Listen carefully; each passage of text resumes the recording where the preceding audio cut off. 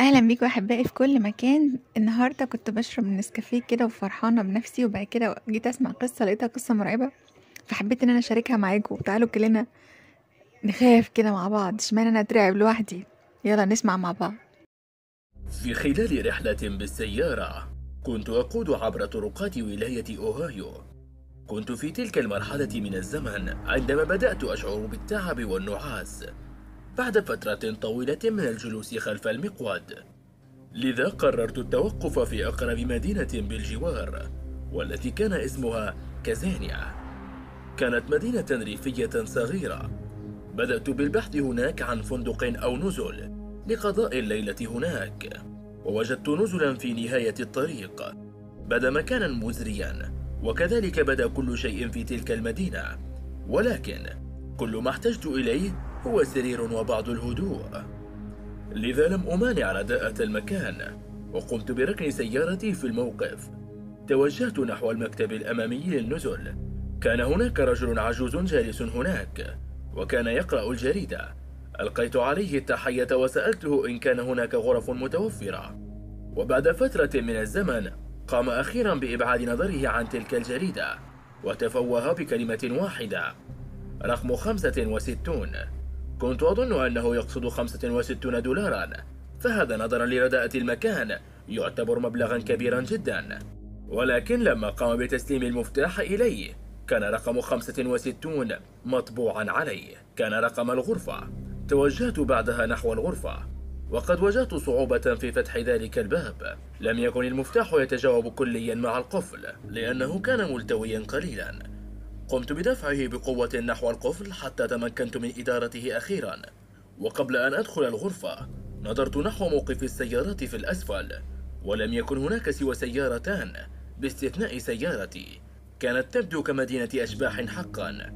وعندما دخلت إلى الغرفة اعتقدت أنني قد أتجاوز الطاقة السلبية في المكان.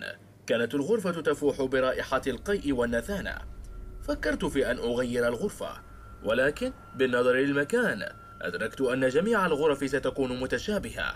أغلقت الباب وحاولت إقفاله، ولكنني واجهت مشكلة مرة أخرى.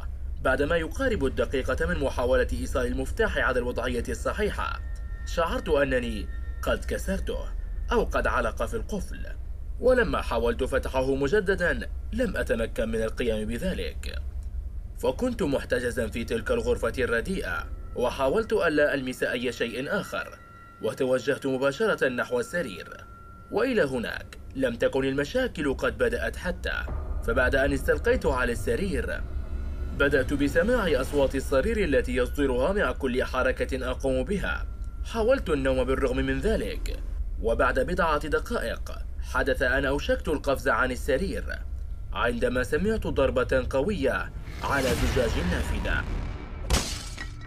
وعندما نظرت إلى النافذة كان هناك رجل بدأ في حالة مزرية وبحاجة للمساعدة، وكان يريد مني أن أدعه يدخل الغرفة. ناديت عليه بأن يبتعد عن النافذة وأن يذهب إلى المكتب الصغير في الأسفل، ولكنه لم يكن ليغادر. كان من المستحيل أن أفتح له الباب وأسمح له بالدخول، فقد كان لدي إحساس بأنه تمثيل، وعلى الأغلب سيكون فخا. في نهاية المطاف بعد تجاهله لفترة طويلة كان قد غادر.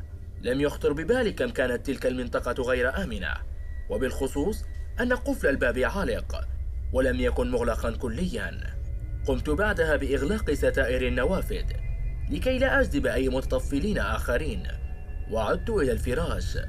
وبعدها بنصف ساعة أو أكثر غفوت قليلا حتى أفقت من النوم، وكانت الغرفة باردة لسبب ما. عندما نظرت نحو ساقاي وجدت أن الغطاء مسحوب إلى نهاية السرير. جلست لكي آخذ الغطاء، ولكن حينها رأيت عند نهاية السرير 3 مجسمات طويلة واقفة أمامي. وقبل أن أتمكن من الصراخ قام أحدهم بإسكاتي وأخبرني ألا أتحرك. أخبرني أنه لن يؤذيني إذ بقيت ساكنا، ثم قام يسألني عن مكان محفظتي. أما الآخران فقد كانا يفتشان كل أغراضي. أخبرته وأنا خائف بأنها في جيب سروالي. أخذ يفتش الجيوب حتى وجد المحفظة، ثم سألني مجددا ماذا لدي أيضا. أخبرته بأنني لا أمتلك أي شيء آخر، وبهذا وبدون أي كلمة غادر ثلاثتهم الغرفة وأخذوا كل أموالي. وسرعان ما قمت بعدها وحاولت إغلاق الباب، ولكنني واجهت نفس المشكلة مرة أخرى. عندها اتصلت بالشرطة، ولكن لم تكن لديهم أي دوريات في الجوار. ولاحقا بعد وصول فردين من الشرطة قام صاحب النزول بتشغيل شريط كاميرات المراقبة، ولكن أظهر الشريط أن كاميرات المراقبة لم تصور أي شيء دخل للغرفة، وقام الكل بتكذيبي. نظر إلي صاحب النزول قائلا أنا لم أرى أي أحد يدخل. أظن أنك تحلم يا صديقي. التفت لي رجال الشرطة أيضا، وكانت علامات الغضب على وجوههم. قالوا لي أنك أضعت وقت شرطي، وظنوا أن علينا معاقبتك. في تلك اللحظة لم أصدق ما حصل. هناك شيء غريب. كاميرات المراقبة كانت تصور كل ما حصل في تلك الليلة، ولكن الغريب أنها لم تصور ما حصل معي. وهكذا ظهر أمام الكل أنني أكذب، وأنه لا صحة لما أقوله. ذهب الشرطة بعيدا، ركبوا سياراتهم وغادروا. عدت خائبا إلى ذلك النزل لأخذ أغراضي أو ما بقى منها ومغادرة المكان. توقفت بعدها عند ذلك العجوز، وقد كان يبتسم ابتسامة غريبة وأخبرني لا تضيع وقتك يا بني، غادر بسرعة، وإلا في المرة القادمة سنكون قد سرقنا شيئا أثمن بكثير، وهو حياتك. في تلك اللحظة توقفت قدماي عن الحركة. لقد توقعت حدوث شيء مثل هذا. لقد كان ذلك العجوز هو من خطط لكل ما حصل لي. أنا متأكد من أنه قام بتعديل الكاميرات، وأنه من أرسل اللصوص إلى غرفتي. وذهبت مسرعا وأمسكته من عنقه وأخبرته ما الذي تحاول قوله، وبعدها التفت ورائي لأجد اللصوص الثلاثة واقفين ورائي، وقد قالوا لي لديك فرصة للمغادرة قبل الساعة 10، وإن لم تفعل فصدقنا أنت في عداد الموتى، وليس لديك دليل عن حصول أي شيء هنا. في تلك اللحظة تركت العجوز وذهبت مسرعا نحو غرفتي. أخذت مفاتيح السيارة وذهبت مسرعا نحو سيارتي. قمت بتشغيل المحرك محاولا الهرب، إلا وجدت واحدا منهم واقفا أمام السيارة، وكان يمسك حجرا كبيرا. رمى ذلك الحجر بقوة نحو سيارتي، وبعدها قام بالصراخ علي قائلا لا تتعب نفسك لتجلب الشرطة هنا مرة أخرى، فهذا المكان تحت سيطرتنا. في تلك اللحظة شعرت أنها النهاية. لقد كان يهددني، وكان ممسكا بسلاح حاد بيده.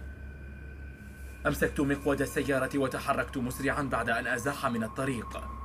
اتجهت مسرعا نحو الطريق السريع، ولم أعد لتلك المنطقة مرة أخرى. في النهاية تأكدت بأنني تعرضت لعملية نصب واحتيال من عصابة يبدو أنها مكونة من عائلة واحدة، فقد كان الشبه كبيرا بين ذلك العجوز واللصوص الذي معه، ويبدو أنهم أبناؤه ويقومون بهذه العمليات منذ زمن. وفي النهاية أحمد الله على سلامتي، وأحمد الله أنه لم يكن بحوزتي الكثير من الأموال في محفظتي. قمت بعدها بتعطيل بطاقتي البنكية التي فقدتها، ومنذ ذلك الحين قررت أنه في حال إذ أردت أن أتوقف في نزل ما، علي اختيار أفضل نزل في المكان حتى وإن كان السعر مرتفعا.